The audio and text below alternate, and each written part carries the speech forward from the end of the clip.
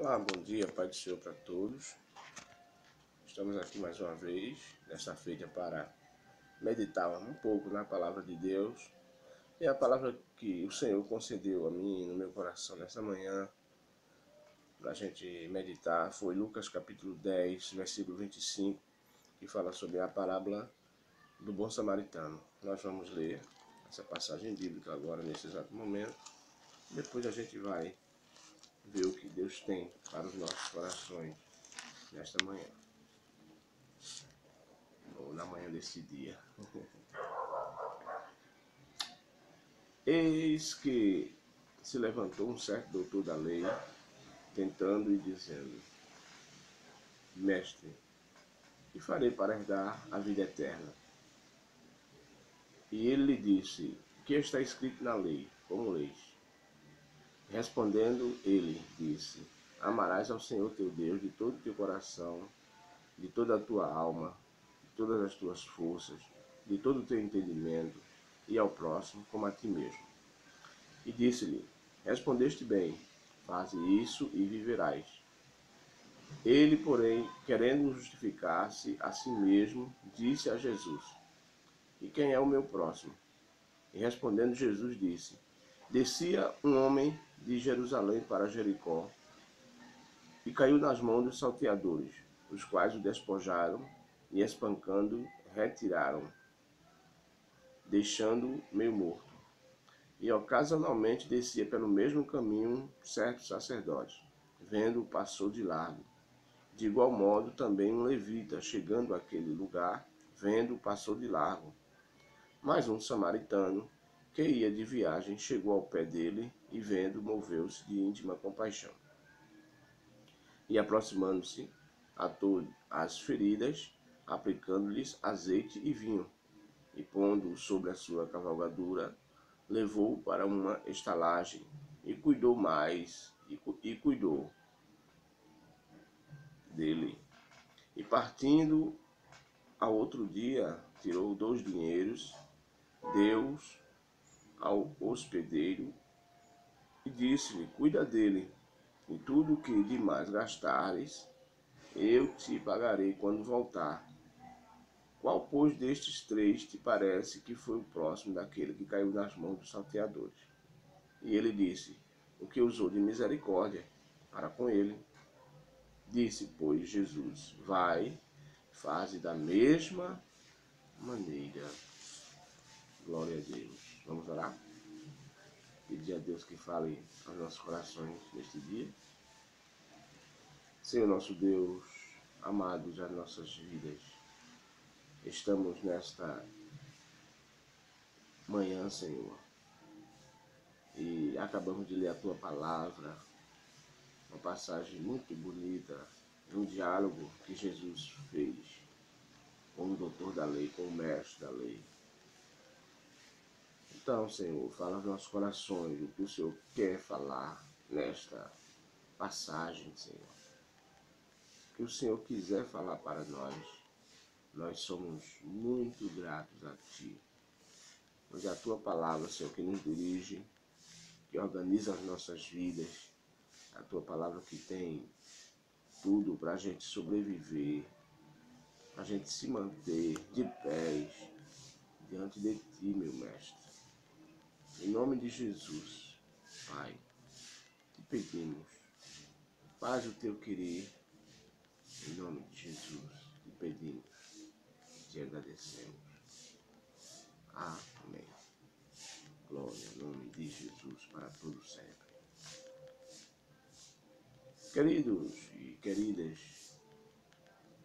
ouvintes da palavra do Senhor, essa passagem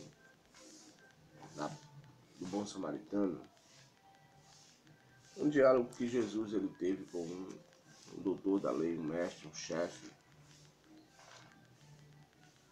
E os mestres da lei, e se diziam que entendia muita coisa, foi ter esse diálogo com Jesus e tentando,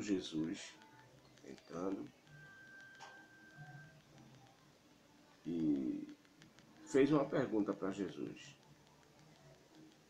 A pergunta que ele fez foi a seguinte: o que eu farei para herdar a vida eterna? O homem não pode fazer nada para herdar a vida eterna, né? Porque a vida eterna só se conquista pela graça de Deus. Homem nenhum pode herdar, porque esta salvação, a vida eterna, ela é pela graça. Diz a palavra de Deus: pela graça sois salvos, por meio da fé. E isso não vem de vós, é dom de Deus. Então, Jesus já está de cara aí dizendo para ele que ele não deve fazer nada. Não deve fazer nada, porque já está garantida a salvação, a eternidade do ser humano com Deus. Já está garantida, já está pronta. Agora, nós devemos, o nosso dever como ser humano é implantar força para adquirir essa salvação, se esforçar para adquirir essa salvação, né? Aí, qual o nosso esforço que a gente deve implantar para herdar a vida eterna, para herdar a salvação? Primeiramente, aceitar Jesus como Salvador, porque não há outro caminho. Só Jesus é o caminho, a verdade e a vida. Só Jesus que pode levar o homem a Deus. Não existe outro caminho. Só Jesus. É através de Jesus. É por aí. E Jesus, quando bate na porta, que a gente deixa ele entrar na vida da gente, a partir daí, aí ele vai organizando a nossa vida, ele vai dizendo o que a gente tem que fazer, os mandamentos dele estão na palavra de Deus, né? E Jesus vai organizando a nossa vida de uma certa forma que a gente conquiste o que já está preparado para a gente, na verdade. Então, amados, aí Jesus disse: o que está escrito na lei? A observância da lei. É por aí. Já está garantida a nossa eternidade, a nossa salvação com Deus, com Jesus. Agora a gente é necessário observar a lei de Deus. A lei de Deus. Que é a lei de Deus? A Bíblia.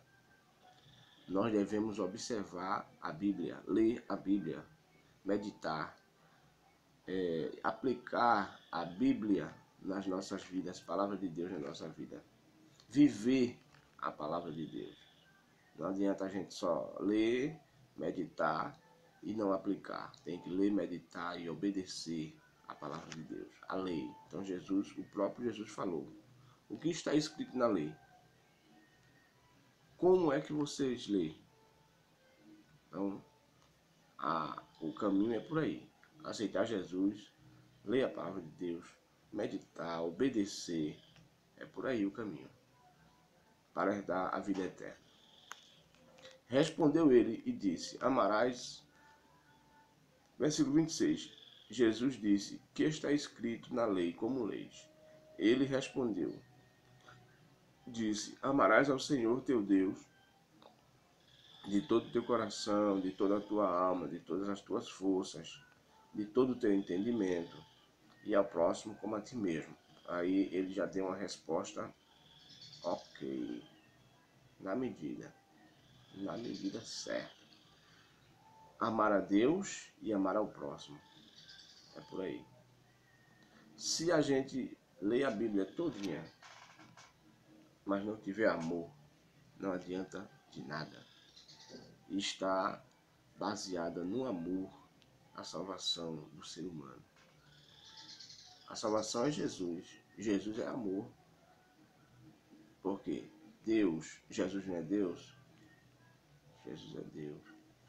Então, Deus é amor. É por aí. Está a nossa salvação. Amar a Deus e amar ao próximo. Os dois mandamentos de Jesus estão todos dois baseados no amor. E ele, quando falou isso para Jesus, Jesus disse para ele: respondeste bem, faze isso e viverás. Muito bem, faze isso e viverás. Jesus não respondeu que ele devia fazer isso para herdar a vida eterna. Jesus respondeu: faze isso e viverás.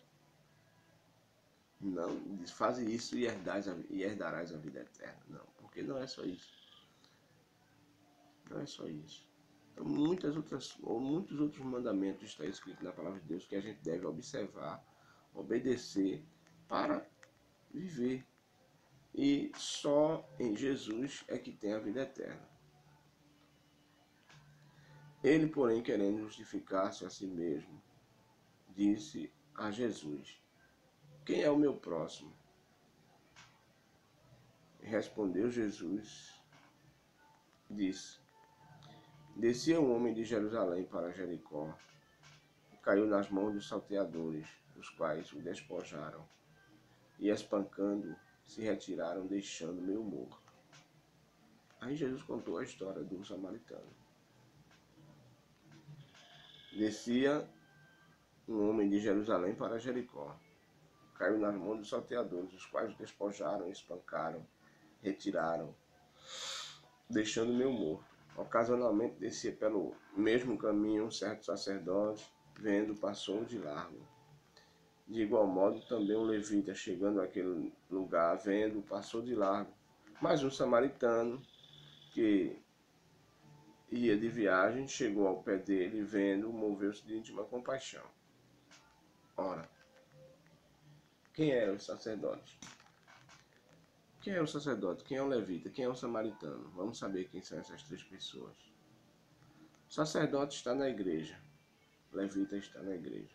Pessoas que representam Deus, são representantes de Deus. Porém, o samaritano não é representante de Deus. Por quê? Porque os judeus, eles tinham ódio dos samaritanos, porque o samaritano foi um povo que foi feito a partir da junção de dois povos. A partir da junção dos judeus, que ficaram em Jerusalém após Jerusalém ser sitiada, Jerusalém ser levada cativa, o povo de Jerusalém, de Israel, foi levado cativo, e não foi todo mundo levado cativo, ficou alguns judeus lá em Israel. Esses judeus que ficaram, eles receberam um contingente de pessoas de outro país, porque o pessoal da Babilônia era assim. Quando eles, não só da Babilônia, mas os exércitos, alguns deles faziam isso. Quando eles invadiam uma cidade, ele levava um pessoal cativo e trazia o pessoal cativo de outra cidade para habitar ali naquela cidade. Então aconteceu isso com o povo de Israel. Israel foi invadida, levaram o pessoal cativo e trouxeram o pessoal de outra cidade para habitar em Israel. Então esse pessoal que trouxeram de outra cidade para habitar em Israel, juntou-se com o pessoal que ficou ali, alguns judeus que ficaram ali, e se casaram. As mulheres se casaram com homens, se casaram com mulheres. Então, esse povo que foi formado, esse novo povo que foi formado, chama-se povo samaritano. Então, os judeus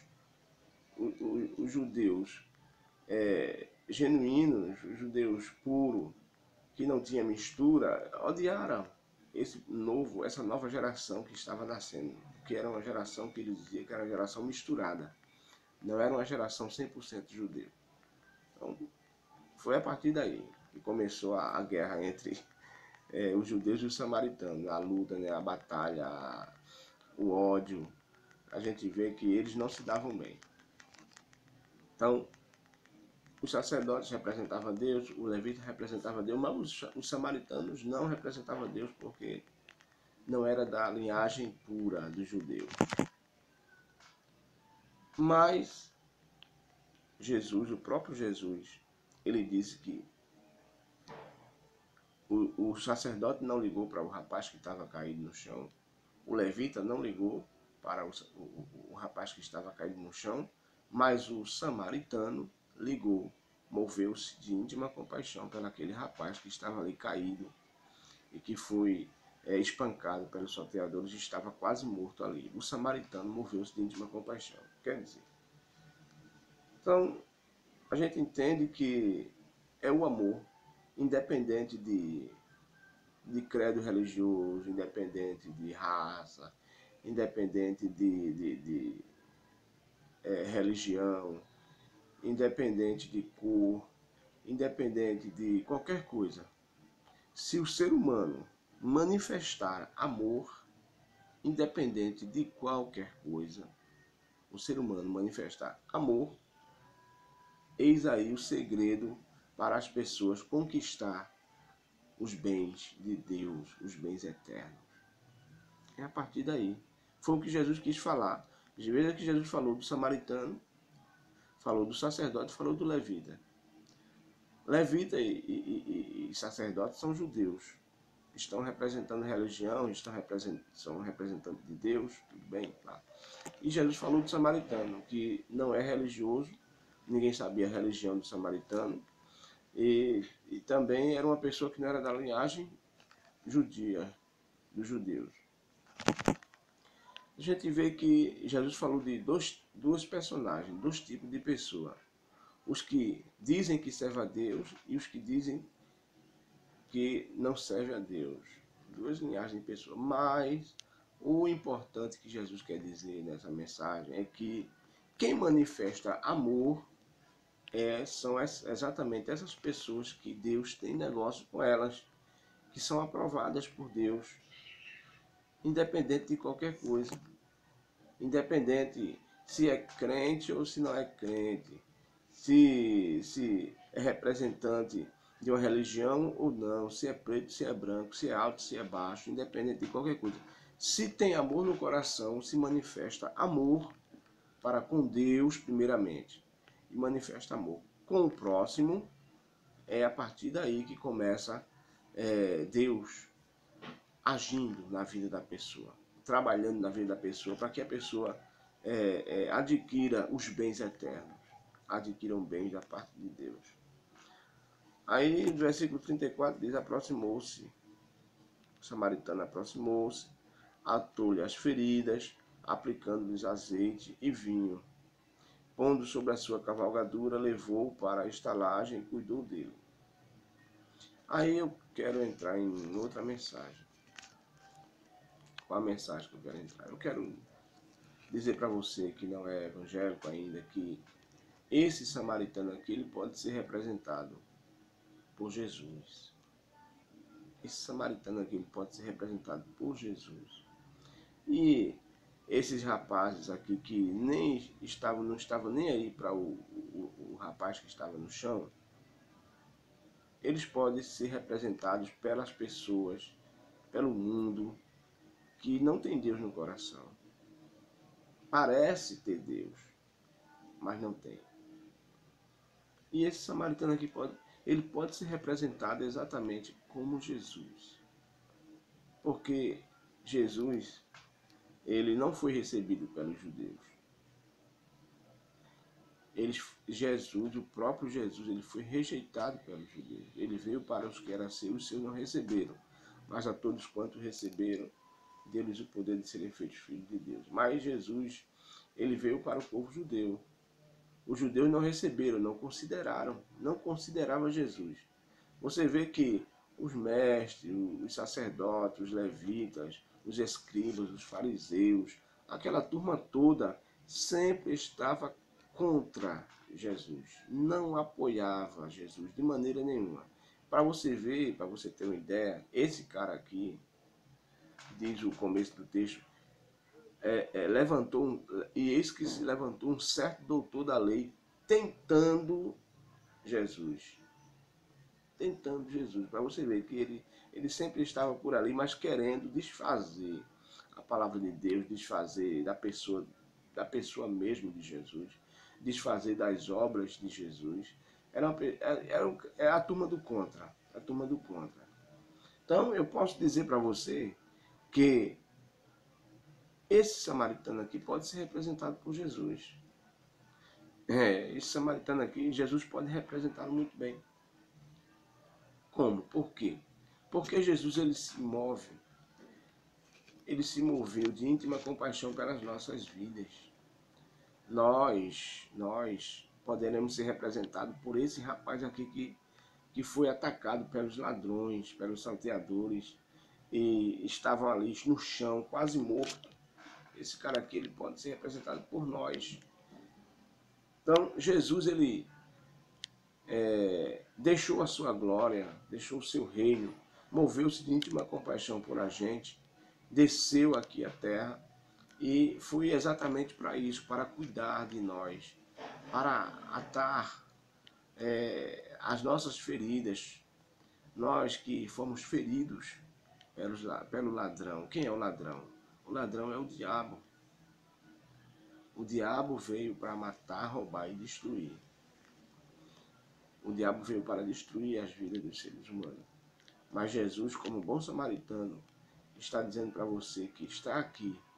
E Jesus, ele pode curar as tuas feridas. Jesus pode resgatar a tua vida que está quase morta. A tua vida que passou pela mão do salteador, passou pela mão do diabo, e o diabo fez bolinha de você. Está fazendo bolinha de você. Está querendo te destruir, você está quase que morta, quase que morto. Mas o bom samaritano está aqui, ele quer te ajudar. O bom samaritano, ele quer resgatar a tua vida, ele quer cuidar das tuas feridas, ele quer colocar azeite na tua ferida, ele quer colocar vinho na tua vida, ele quer dar alegria para você, ele quer fazer uma mudança no teu viver. O bom samaritano, quem é? Jesus. Ele quer fazer uma transformação no teu viver. Aí, quando Jesus continua dizendo para ele que o bom samaritano colocou azeite, colocou vinho, colocou na sua cavalgadura, Jesus quer dizer, a palavra do Senhor está dizendo que Jesus, ele pode colocar alegria na nossa vida, ele pode nos levar no colo. A cavalgadura dele, ele pode nos levar nos braços. Jesus pode fazer isso em nossas vidas. Tão grande, tão tremendo é o amor de Jesus para conosco. E diz mais a palavra de Deus: pondo sobre a sua cavalgadura, levou para uma estalagem e cuidou dele. E quantas vezes Jesus quer te levar para a igreja? Quantas vezes Jesus quer colocar você na estalagem dele? A estalagem de Jesus é a igreja. Você não pode ser feliz, você não pode ser cuidado, bem cuidado, se você estiver fora do redil do Senhor. Mas na igreja, pastor, a igreja tem tantas pessoas que, vamos dizer assim, fazem coisas que não agradam a Deus, mas a igreja é o hospital de Jesus. A igreja, se você